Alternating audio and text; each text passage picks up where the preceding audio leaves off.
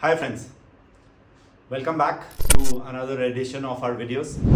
Today's video is going to be on a topic which a lot of people ask me, whether it is after training sessions or people looking for mentorship or during my coaching sessions, during my book tours.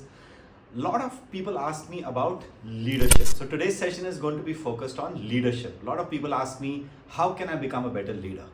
What can I do to become a good leader? How do I get better leadership skills? So on, and these kind of questions, right? I used to wonder about these things also, friends, when I started my career. I used to look at, look at people, read books.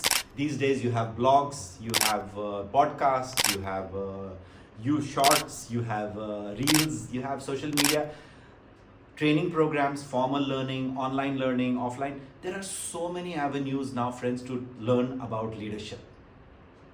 But to actually practice leadership, to actually understand what leadership is all about, is very simple, friends. After many years, friends, as working as a corporate, as a startup entrepreneur, and as an independent consultant, one thing I have realized, friends, is that we ignore one really easy, fantastic, extremely effective way to become better leaders. And that, friends, is everyday leadership. So friends, today I'm going to share with you 3 tips how to become an effective leader. Number 1, observe.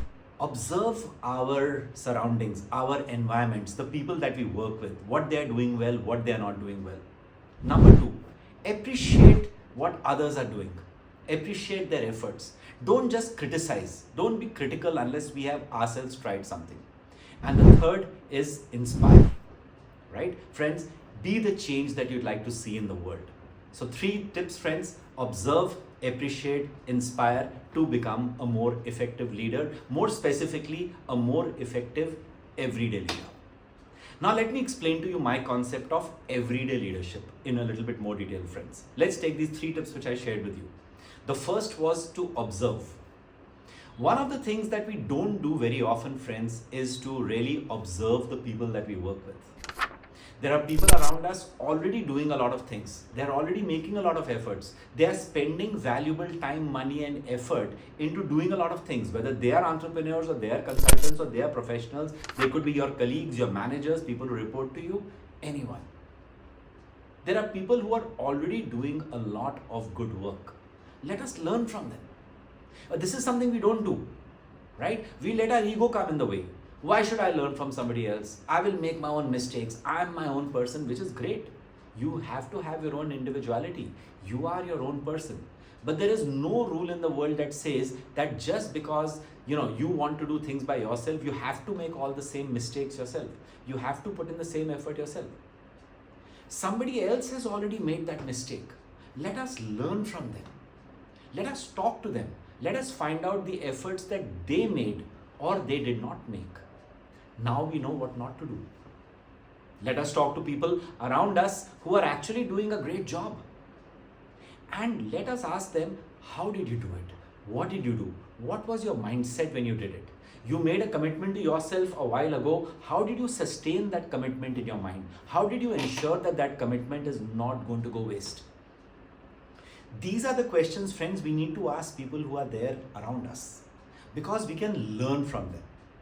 We don't spend enough time on observing other people, asking questions, getting feedback from other people, because we feel that that is not required, that people are going to teach us.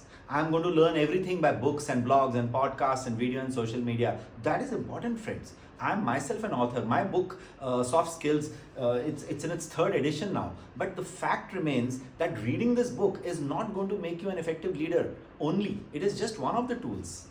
You will still need to go out and practice leadership. And how do you do that? Observation, friends, is a fantastic tool, really underrated. Start looking around you. Don't get so lost and immersed in your work that you actually don't understand and you really don't understand what's happening around you. Self-awareness, which is such an important part of emotional intelligence, is required, friends, is actually required to be a good leader. We don't do enough of it. So, practice observation. That's one. The second, friends, is appreciating other people's efforts, something that we don't do enough. Let us start appreciating what other people are doing. There are people around us who are working very hard. There are people around us who are working very smart. There are people around us who have figured out a better, faster, cheaper, stronger, higher way to do their jobs, to run their businesses, to become better consultants, to become better at what they do. Why don't we appreciate those efforts and use that appreciation to get an insight into what is working? Because something is already working, friends. A lot of us spend a lot of times in our lives just trying to reinvent the wheel. But we find that is not necessary. We don't need to reinvent the wheel, friends. Appreciate other people's efforts. Don't just be critical about their approach.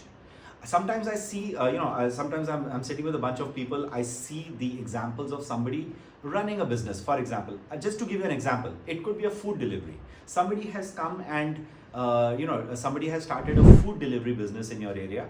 They are really known for their cooking and their preparation is really good. They have sent a menu over to you, a flyer. A bunch of people are reading the flyers. Some of us will appreciate the fact that this person made the effort of introducing something new, seeing an opportunity and going after it. Some of us will start finding critical things in that flyer. We'll start looking for example, things like minor things which are not related to the food. Everybody doesn't have the same vocabulary or the English or Hindi or the language skills, friends. But we must appreciate the effort this person has put in because they are trying to be really good at what they do.